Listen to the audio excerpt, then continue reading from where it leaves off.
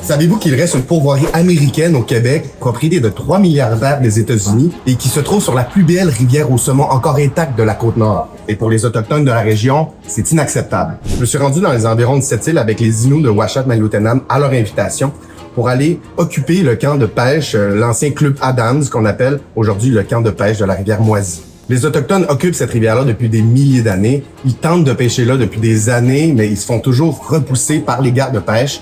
Et là, cette fois, ils ont débarqué une vingtaine d'embarcations au club de pêche pour déranger les Américains qui venaient pêcher. Au début, les Américains n'étaient pas là, ils étaient en train de pêcher sur la rivière. C'est plutôt les employés québécois qui se sont occupés, on pourrait dire, des Inuits qui sont débarqués. Ça vient-tu de chez vous de pouvoir déranger des pêcheurs qui pêchent tranquillement à la mouche, respecter le saumon? Ça, c'est votre drapeau?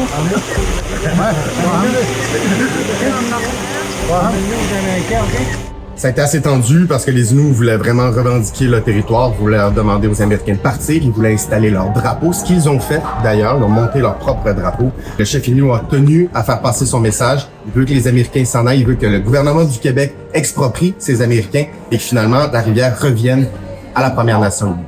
Sur le camp de pêche, il y a une dizaine, quinzaine peut-être de bâtiments qu'on appelle des châteaux. C'est super luxueux à l'intérieur et ça se trouve à la proximité des fosses à saumon, donc les spots de pêche les plus poissonneux de la rivière Moisy. C'est pas compliqué, c'est vraiment le meilleur endroit où pêcher du saumon dans la région.